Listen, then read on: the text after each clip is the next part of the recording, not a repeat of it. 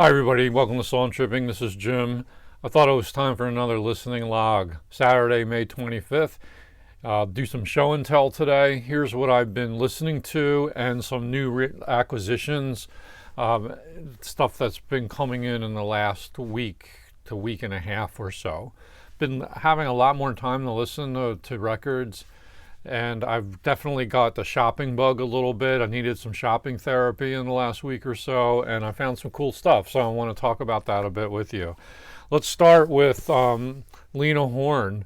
This is Give the Lady What She Wants. This is on Living Stereo. And this was a 10-cent album I got on store credit from Jupiter Records. Great sound. Lenny Hayton and his orchestra, and you had a nice track list here. Here's your sort of list. Lena, I'm a big fan of Lena Horne. What can I say? I mean, she's just a great she was a great vocalist, and I really enjoy most of her records. My dad was a Lena Horne fan too, so I think of him often when I'm listening to Lena Horne. Here is an interesting album, Dionne Warwick, From Within, which I had never seen before in the wild. And you've got it's a double album. And to the best of my understanding, this is a compilation album. But it compiles a bunch of stuff that she recorded in Memphis, and Chips Moman, I think, produced much of the tracks on here from these sessions, and there may be some other stuff on here in addition to that. I haven't researched it thoroughly, but here, let me show you the full track listing. And it's a great variety of material, and it's nice to hear her singing something other than Bacharach David material, which of course I adore.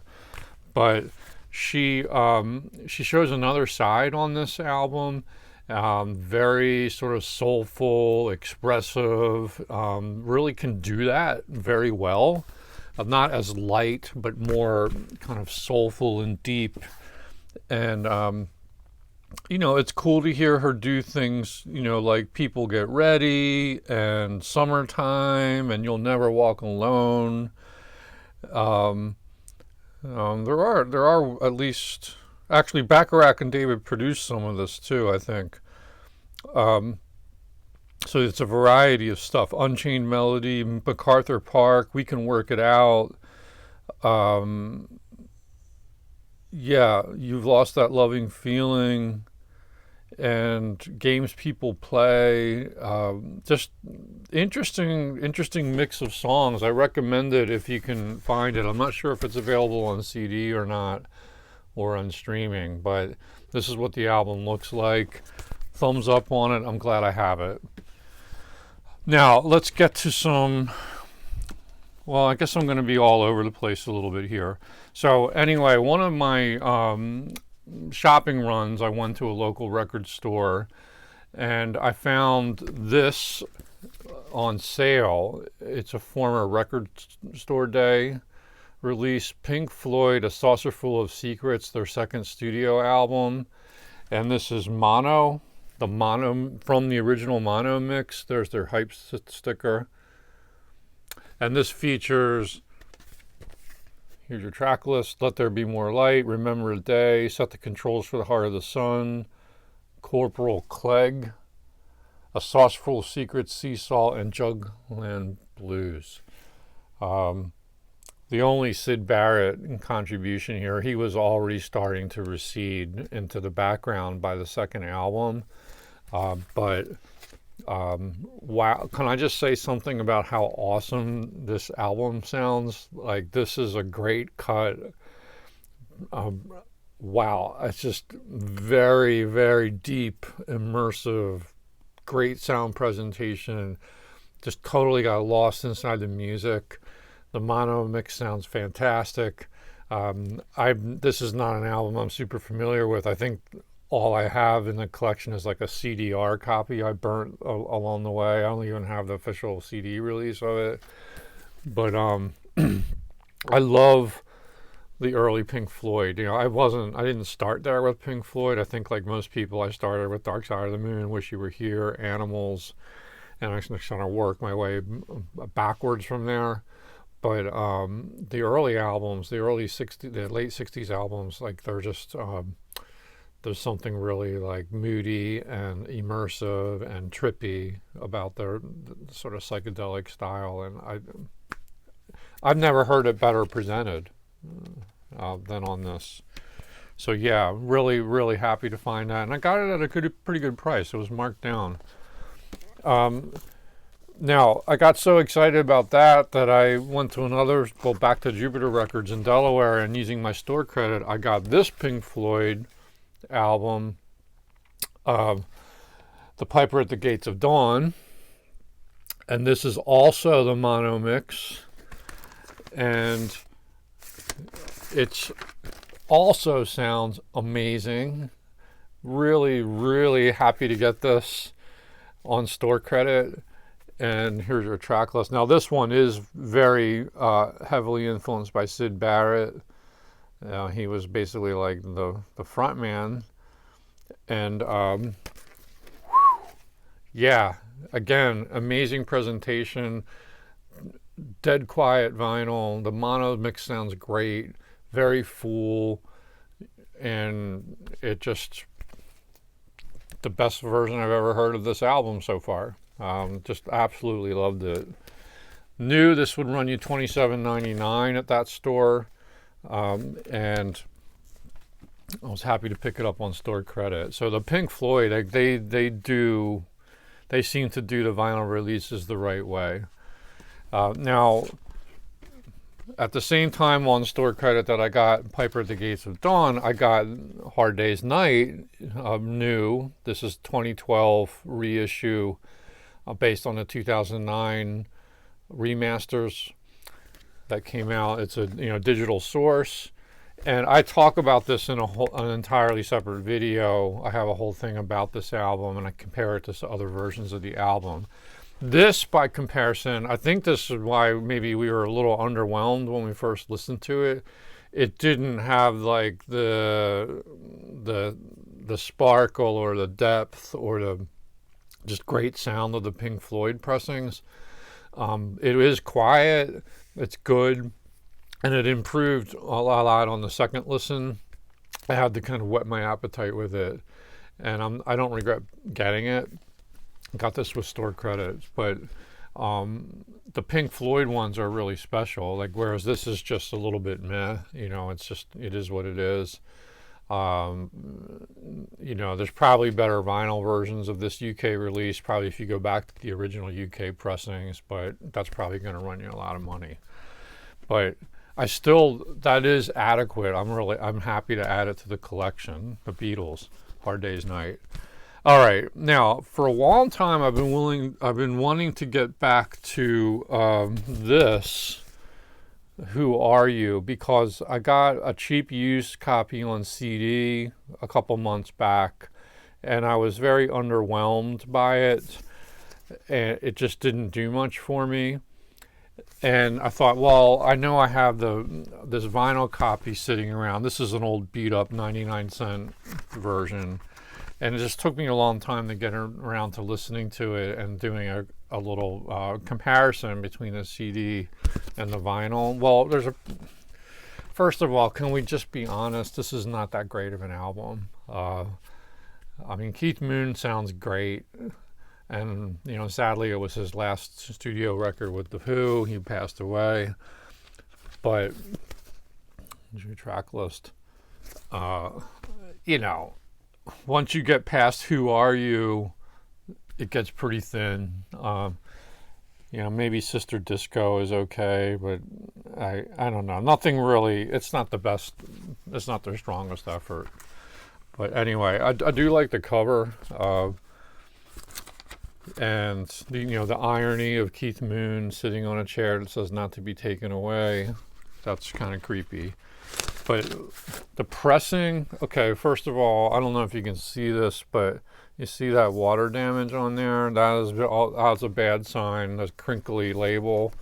And this is really warped too. Um, it's just it really wobbled on the turntable, but the Fluence RT85 tracked it okay. It didn't skip, even though it was doing this the whole time.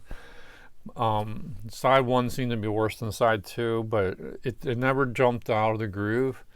But pretty crappy pressing of a not so great album.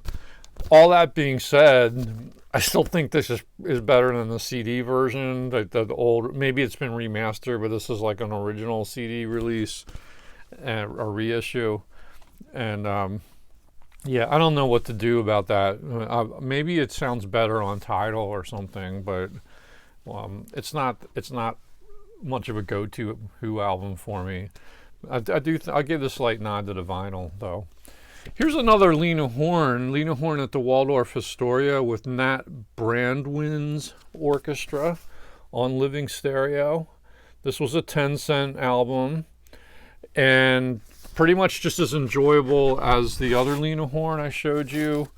Here's your original living stereo sleeve with some of their titles, and this has a black label.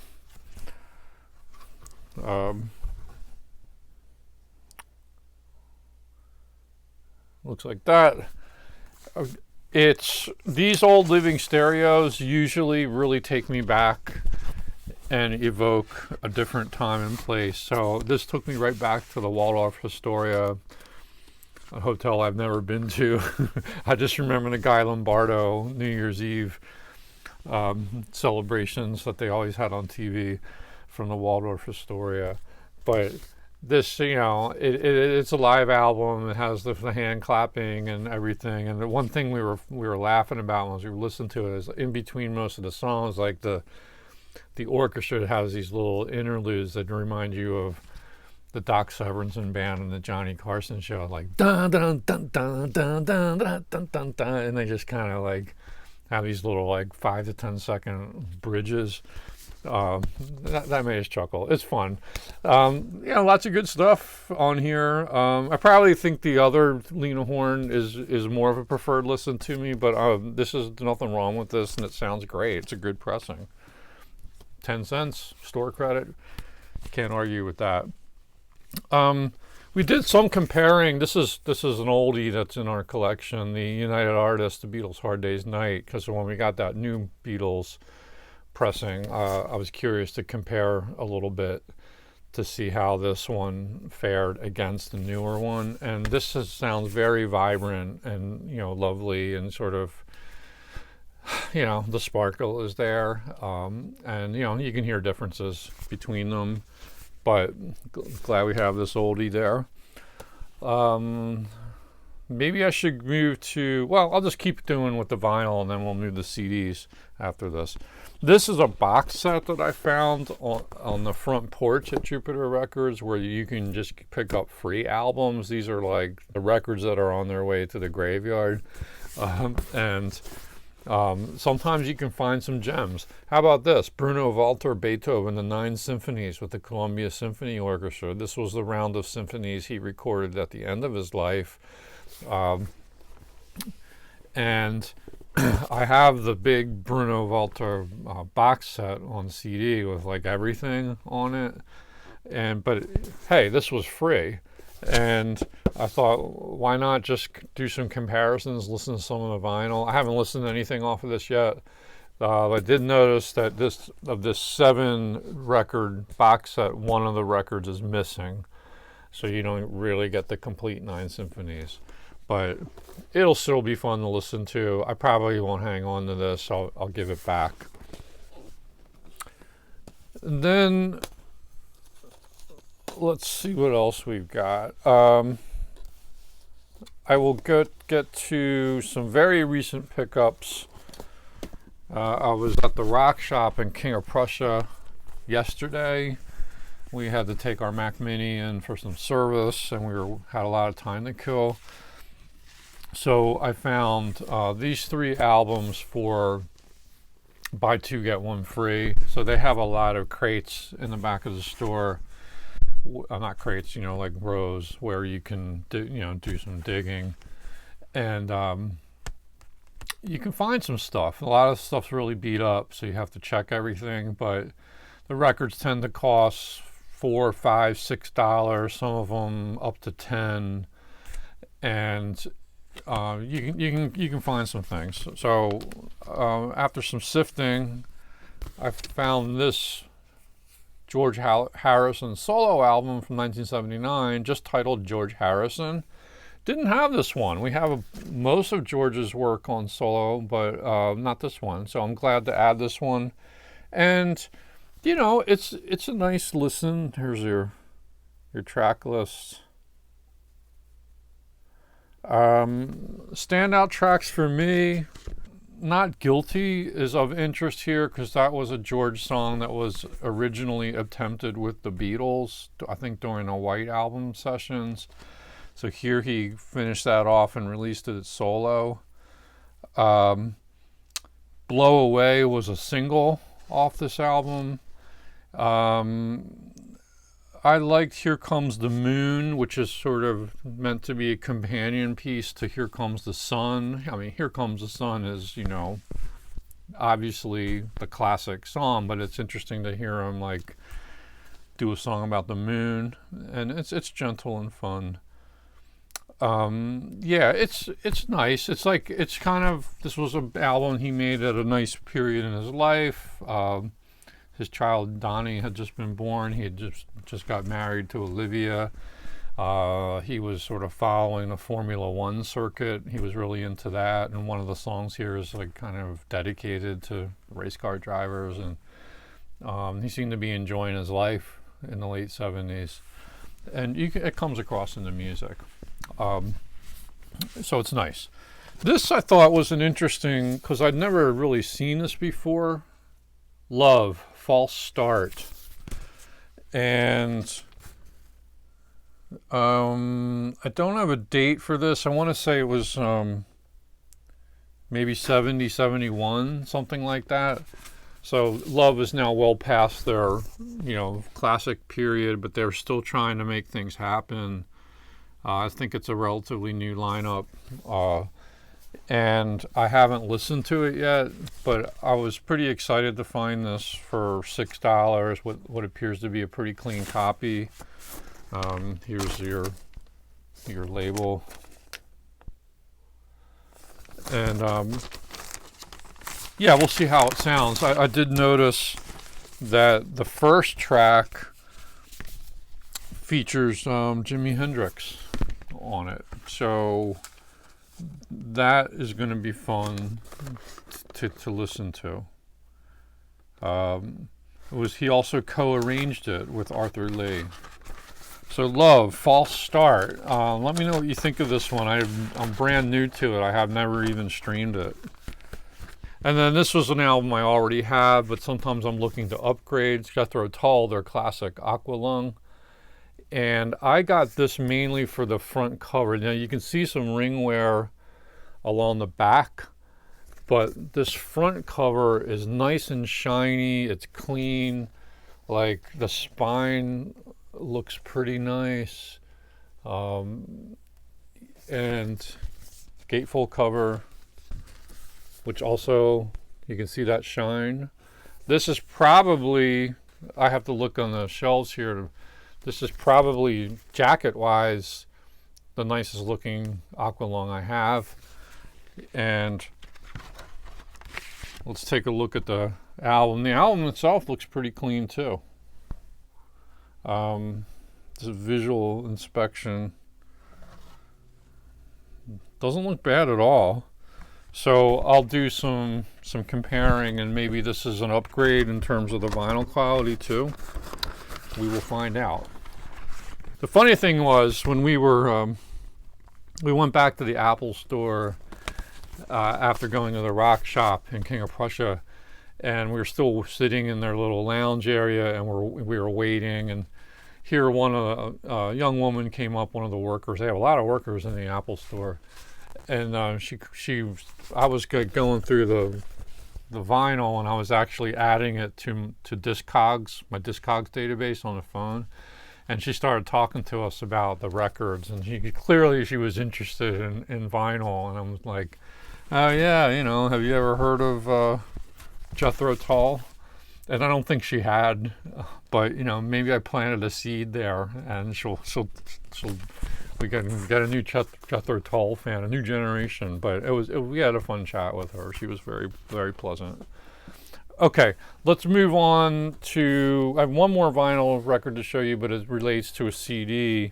In fact, I'll show you the CD here. This was one I got, I think this might have been from that Dollar Room, where they were having the 10 for $1 sale. And this is just called Coltrane, John Coltrane.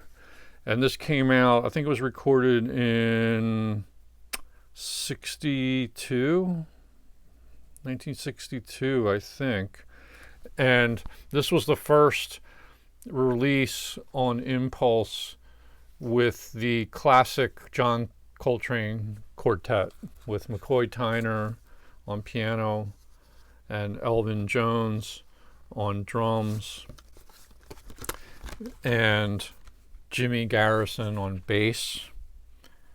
And we listened to the CD last night. Just awesome. What can I say? Like, I think the Impulse did a great job with the Coltrane CDs, from the 60s. They just really, really pop. Like, they just very deep, very present. So much presence. You really did feel, I know it's a cliche, but you feel like this combo is right there in the room with you. And I was curious to compare it to this vinyl copy of the same album. This is, I think, a 1980s digital remastered from the original stereo master tapes. And this one, here's your label. This one was also very good, and but a bit of a softer presentation than the CD. But I don't mean that the CD was hard or harsh. I actually preferred the CD to the vinyl on this one. This one, not that this was bad, I'm not going to get rid of it either, and I do need to clean it. It's not in bad shape, but I should put it through the disc washer. And but the CD to me really stood out. So if you're looking, you can find these out in the wild, and they're not going to cost you a whole lot of money. But this is a terrific album. Like, each song is kind of different from the other, and it has a couple bonus tracks on it too that are not on the original vinyl release. Well worth the price of admission. John Coltrane. And now let's get into CDs. So this is another one of these SACDs by the Philadelphia Orchestra under Christoph Eschenbach put out. This is Tchaikovsky Symphony No. 4, followed by a set of piano pieces called The Seasons, July through December. And this really is meant to be a companion to another release. I think it's Symphony 5 by Tchaikovsky, with the first 6 seasons for piano on that disc as extra tracks. And both of these SACDs sound terrific. Listened to this last night and also this morning, finished it up. And through the speakers, it just, especially the symphony with that sort of brass fanfare that it opens up with, and swelling strings all over the place. The Philadelphia Orchestra and Tchaikovsky are a happy marriage, and I like the way Eschenbach conducted this one and arranged it. It really sounds beautiful, just beautiful, absorbing. And there were several moments, like phrases or little sections, that just really stood out as being special. So I'm glad to get this. Didn't cost me a bunch either. Bought it used, and at a good price. So happy to have this. And the piano pieces are really nice too. It's so much like of a lighter touch than compared to the symphony. So you're going to have to crank the volume a little bit more. And this is Eschenbach playing piano. He's a very good piano player. Okay. What else? Okay, I've got some CDs. Let's round through these. This I found at Creep Records in Westchester. And I think I only paid like $2.99 for it. It's Cheap Trick, 5 classic albums. 2 of these I already have, In Color and Heaven Tonight, but the other 3 I don't have on CD, and that includes All Shook Up, which was produced by George Martin, and Next Position Please, which is called here the authorized version. Well, I'm not sure of the history of that, so Cheap Trick fans enlighten me on what's going on with that. And then Lap of Luxury also, which featured the Flame was a big hit off of that. So I just listened to the 3 I didn't have on CD before, and I take particular note of All Shook Up, which is an album that didn't impress me too much when I first got it and listened to it. I've given it a few chances, and it didn't compare to things like Dream Police or Heaven Tonight or the Budokan album.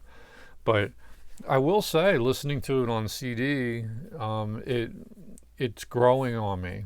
It's a grower. Like, it's getting better, and it's better than the other 2 albums. This one's not too bad.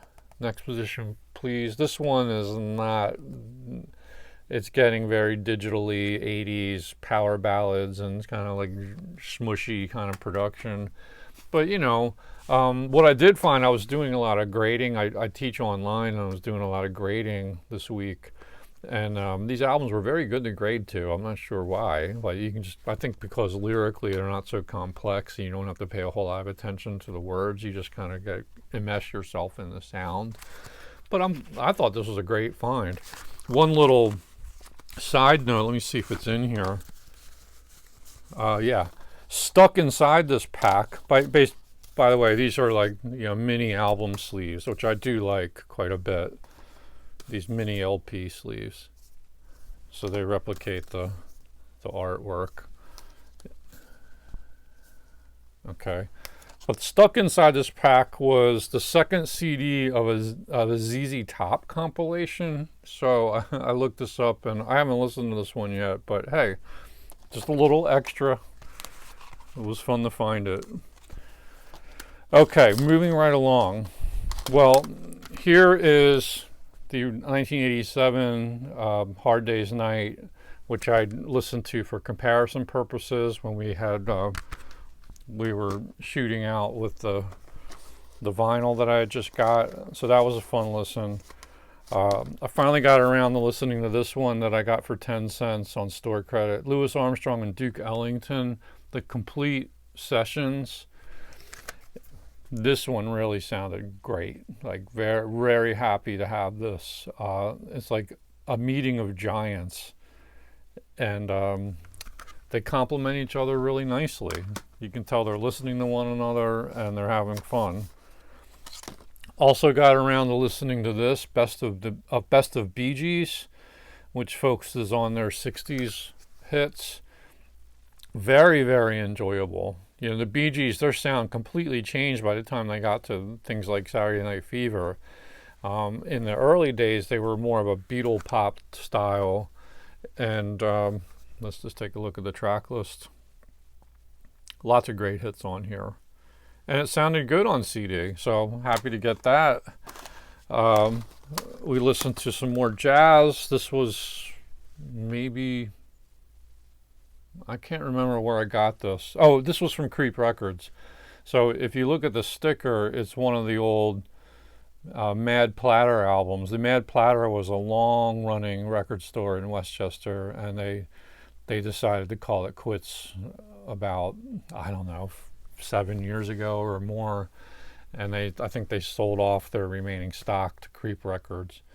And you still find some of these leftovers in the bins. In a Silent Way, Miles Davis, an early jazz fusion effort with an emphasis on like the softer side of jazz fusion, unlike Bitches Brew, but this is a really immersive album. It just sounds thrilling. I think there's probably better incarnations of this album out there. I don't think this like Blue Border master gets a lot of love, but I thought it was fine. So in the meantime, for like $3, it was, you know, a steal. And just very sort of soft fusion. You hear a lot of electric piano. You hear and the lineup is really impressive. I mean, you've got Miles on trumpet, Herbie Hancock on electric piano, Chick Corea on electric piano, Wayne Shorter on tenor sax, Dave Holland on bass, Joseph Zawinul electric piano and organ, John McLaughlin on guitar, Tony Williams on drums. I mean, these guys became stars in their own right and had bands of their own. And here they are helping Miles Davis out with a new innovation in his career. So In a Silent Way, if you've never listened to this one, definitely stream it or find it. I don't think you'll be disappointed. Then this was Kansas, Song for America. I love this album. It's their second studio album. I have it on vinyl. I have the remaster on CD, but this is not the remaster. This is the original CD, and I'm very curious to compare this to the remaster. So I haven't gotten the remaster out off the shelves, but I did listen to this in the headphones. It sounded pretty good, but I can't comment quite on it yet till I do some more careful listening and I start to compare it. So I might do a shootout on versions of Song for America. It could be interesting. Great album, though.